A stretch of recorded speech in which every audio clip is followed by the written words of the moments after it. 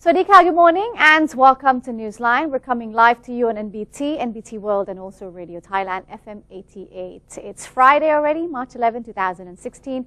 My name is Cholapansa Narula. Here is the news.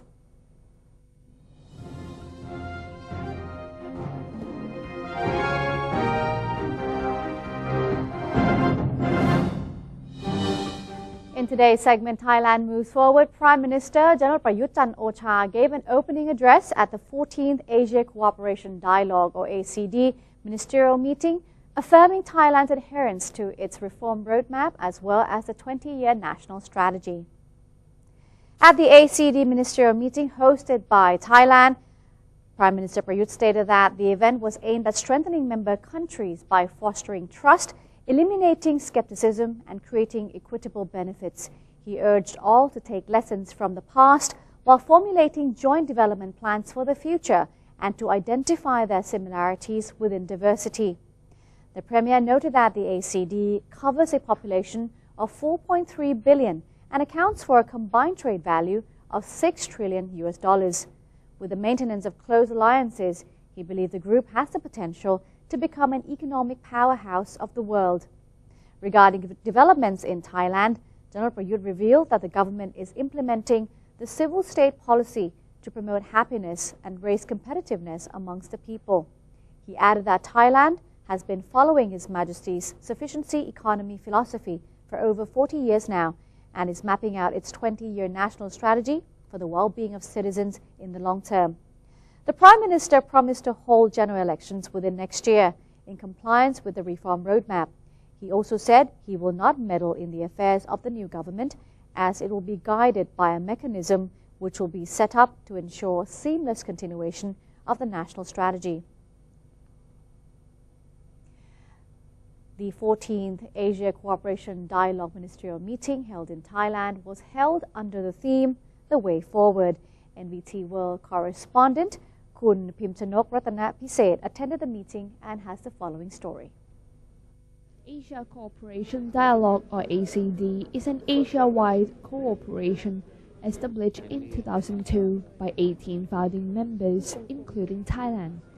There are 33 member countries and Nepal is officially admitted as a new joiner in the latest ministerial meeting as the 34th member of the ACD. Mr. Sek Wannameti, Ministry of Foreign Affairs spokesman, mentioned some details of this meeting. Thailand's championship, the theme is the way forward. Now, the ACD is now in its 14th year, and given the context of new global challenges, particularly those challenges that affect the livelihood of the people in Asia. So firstly, we have to look at the potentials of Asia. What we can share is to share our strength and to build upon the diversity of the member countries of the ACD. They would prioritize the 20 areas of cooperation, which needs to be given more impetus and to be more concrete, to cluster it in groupings and to fall into 6 major groupings, namely connectivity, education and human resource development, tourism and culture, sustainable development, and science and technology innovation. Those are amongst the 6 groupings that the foreign ministers will discuss and prioritize and see what are the initiatives to provide the impetus for these 6 areas. The exhibitions of Sufficiency Economy, philosophy and medical tourism behind me are highlights of the meeting.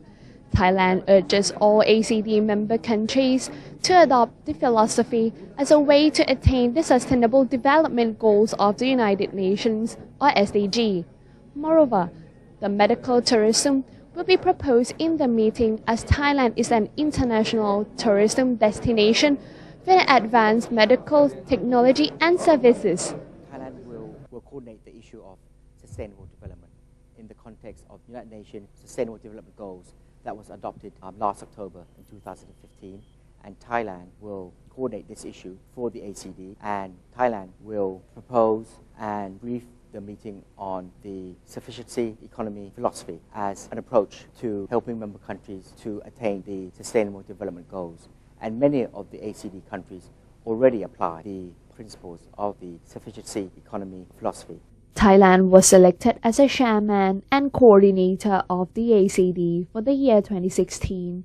reflecting the ACD member nations' confidence in Thailand to propel the Asia Cooperation Dialogue to the prosperity among the diversified ACD member nations. Camera work by Hafiz Yusof and Suvishan Gaoyang.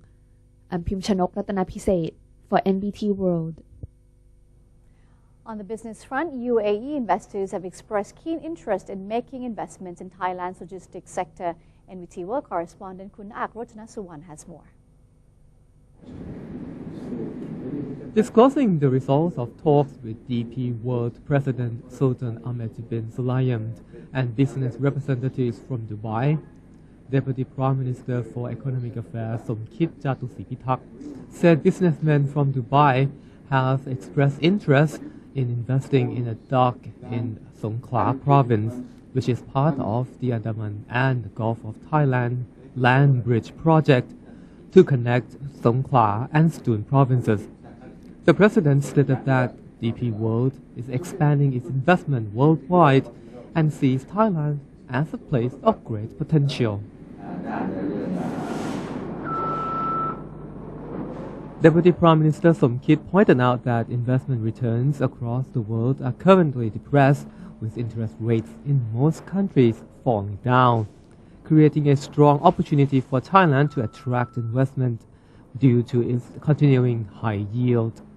He stated that by enhancing international confidence in its economy, Thailand can benefit during this period of global economic doldrums. In addition, Mr. Somkit said he expected the government to inject 100 billion baht into the economy within the first half of 2016. The first disbursements, totaling 100 billion baht, have been allocated for several projects. They include the government's broadband internet developments valued at 10 billion baht, the One Tambon One SME program at 20 billion baht, and the Village Fund program at 30 billion baht, to name a few. The Deputy Prime Minister has also instructed the ministry to ask governmental units to return any unspent funds. The money will be used to reinforce the nation's economy.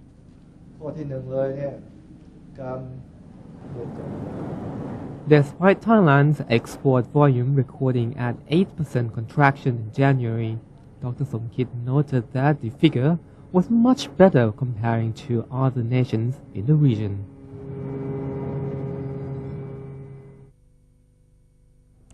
Moving on to our next story, the National Legislative Assembly has approved the amendment of the 2014 Interim Constitution to pave the way for the public referendum. The NLA on Thursday deliberated a draft amendment of the interim charter which was submitted by the National Council for Peace and Order and the Cabinet. Deputy Prime Minister Wisnu Kruangam explained to the legislature that the draft amendment only introduced changes to the parts related to the casting of votes in the public referendum in order to make sure that the conditions reflect the current situation. The proposed amendment alters the criteria for a past public referendum with the qualifications of eligible voters and the responsibilities of the Constitution Drafting Commission in the preparation for the referendum. A number of NLA members have participated in the deliberation and many have approved the amendment. However, some members of the legislature voiced concerns over how to ensure the continuation of this administration's reform efforts into the next government. The NLA has deliberated all three readings of the draft before voting 192 in favour to 0 opposed with 3 abstentions to approve the amendment. The Constitution Drafting Commission, or CDC, has confirmed its intention to stress the significance of education in the draft charter. CDC spokesperson Norachit Singhaseni said that the charter drafters have been very busy reviewing education provisions in the draft constitution. Mr. Norachit said that the CDC has made clear in the draft charter that all children are entitled to receive free basic education. He added that members of the public should be encouraged to seek as many educational opportunities as possible, while efforts should be made to promote education throughout a person's life. He added that under the draft charter, the government, local administrative organizations, and the private sector must cooperate to offer all levels of education, provide need-based financial assistance, use the state budget to minimize educational inequality, and further improve educators. The founder of Chulalongkorn University's Faculty of Law has urged the use of the rule of law, justice, and peace as principles towards national development. The founder of Chulalongkorn University's Faculty of Law, Dr. Ukrit Mongkonnawin, has delivered a speech at the opening ceremony of the Professor Ukrit Mongkonnawin Room at the university's Faculty of Law in Bangkok.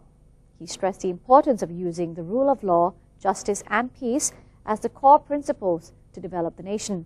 He argued that these values are key to ensuring that Thailand's path of development is just and harmonious, as well as inclusive of the general public. He said these principles are the basic values instilled in every student studying under the Faculty of Law. He added that the faculty is aiming to produce quality lawyers to work for the society in the future.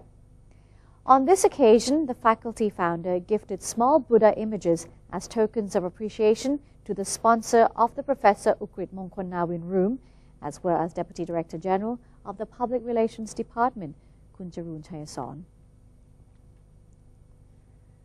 And the Public Relations Department organized a seminar to promote His Majesty the King's philosophy of sufficiency economy. The event included a visit to Khoi Rutakwa, a peaceful community on the outskirts of Bangkok that has applied the philosophy to its way of life.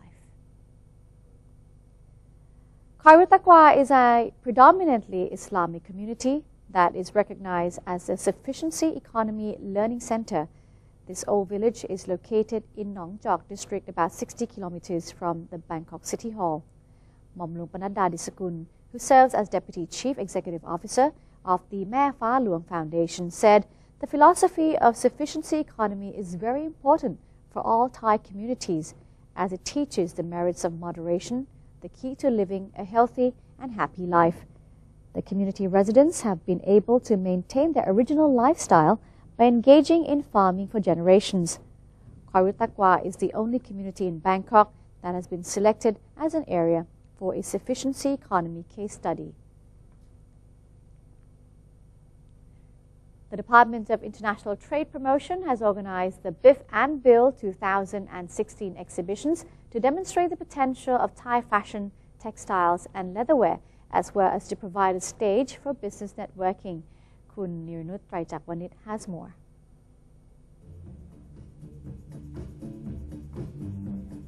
The DITP organized the 34th Bangkok International Fashion Fair and Bangkok International Leather Fair, or Biff and Bill 2016, in order to showcase Thai fashion, textile, and leather products. The fairs also offer a trade platform for manufacturers, entrepreneurs, and designers to be able to establish a successful business network. Thai entrepreneurs and designers have put on display an abundance of clothes, bags, shoes, and accessories from more than 72 collections and 720 designs. Director of the Thailand Institute of Design and Innovation Promotion, Momluang Khathathong Thongyai, explained that the DITP's main objectives are to promote the Biff and Bill Fair as one of the best and the most memorable fashion, textile, and leatherware events in Asia. The project to support and promote designers in Thailand is part of the DITP strategy to create value within the different export industries. We have two groups of designers that we try to promote. The first group is the fashion designers, and the second group is the product designers. For the Bangkok International Fashion Fair, we try to support the fashion designers so they're able to sell their products and promote their brands in a platform where it's internationally recognized. We've been giving the designers here an opportunity to attend the fair for the past 15 years already. So it's been quite a successful endeavor in terms of promoting designers right from the young age so that they're they have their own brands, they have their own enterprise. So it's just give them the opportunity, first of all, to have a booth here in the fair, and then an opportunity to go overseas.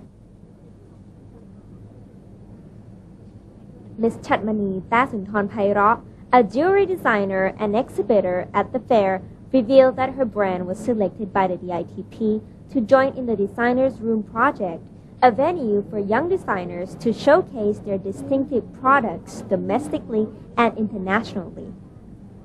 Actually, I have been here before, I'm in the fashion field, like a fashion designer. And now, like a couple of years ago, I have turned to my family business about jewelry design.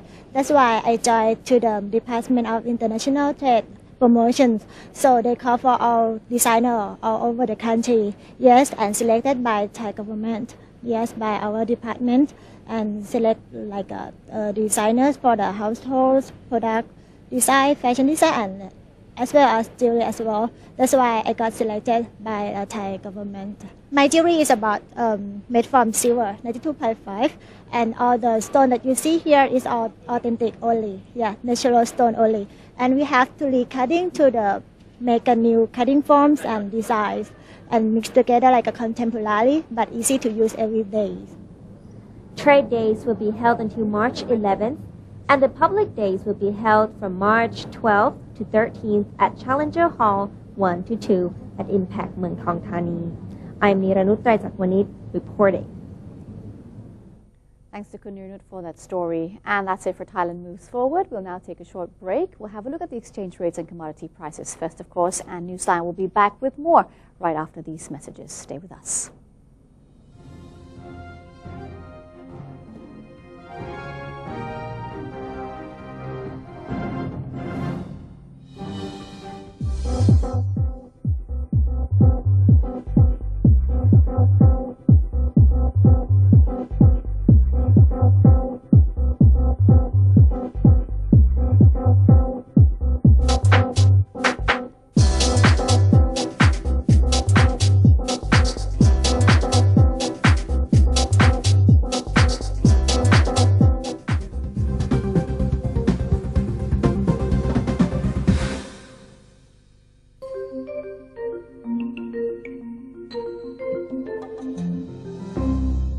ASEAN Socio-Cultural Community.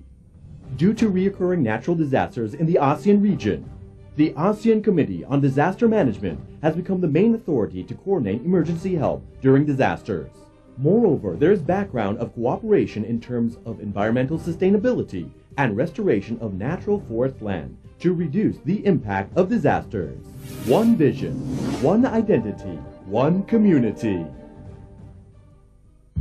Pad Thai. Created from Thai wisdom, used to be served on banana leaf, and the banana tree is used for practicing Muay Thai. Muay Thai was trained in the temples, which can be found on the mountains, in the caves, or on the water, everywhere, just like Pad Thai. There are thousands of other stories to discover.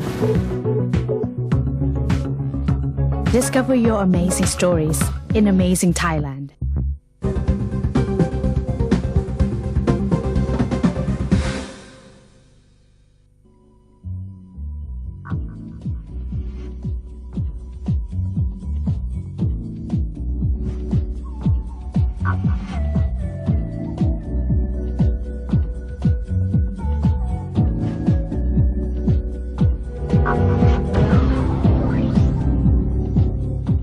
Welcome back. You're watching Newsline. GIZ has organized the 3rd Regional Policy Dialogue on Technical Vocational Education and Training, or TVET, in a bid to support the creation of personnel, institutions, and an environment for quality education and training development in Southeast Asia. The 3rd Regional Policy Dialogue on TVET brought together more than 50 senior national and regional policy makers in the field of education and labor, as well as private sector participants from ASEAN member states. The event allowed attendees to share knowledge and discuss policies for enhancing quality and quality assurance in TVET personnel development in the ASEAN region. Regional developments in ASEAN have far-reaching consequences for efforts to reform vocational education in individual countries. Strategies and policies for vocational education and training have largely been developed at the national level. However, the various national training systems do not accommodate a regionally integrated job market. The Regional Cooperation Program to improve the training of technical vocational education and training, or RICO-TVET, has been implemented by the Deutsche Gesellschaft Internationale Zusammenarbeit to support and create personnel, institutions, and environments for quality improvement and regional harmonization for education and training of TVET personnel in the Southeast Asian region. RICO-TVET was commissioned by Germany's Federal Ministry of Economic Cooperation and Development.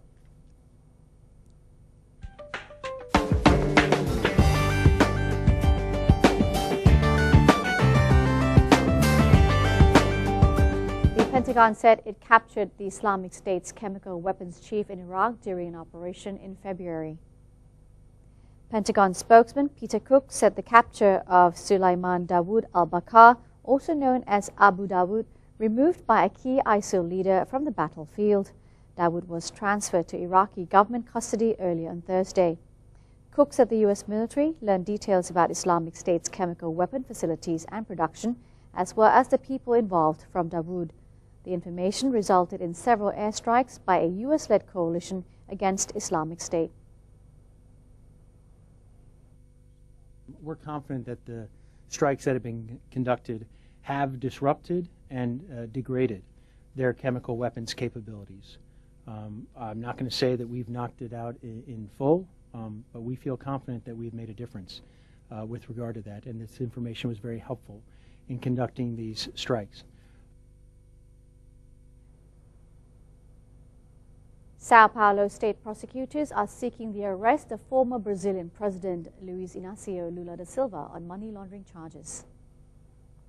State prosecutors in Sao Paulo said on Thursday that Lula faces charges of money laundering and identity fraud for concealing ownership of a beachfront apartment.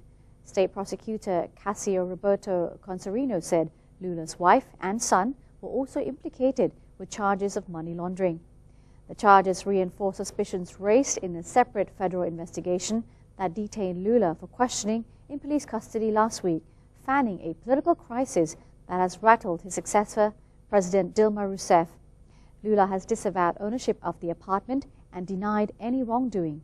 His attorney has asked the Supreme Court to decide if the case is under the jurisdiction of state prosecutors or a separate federal probe tackling graft at state-run oil company Petrobras.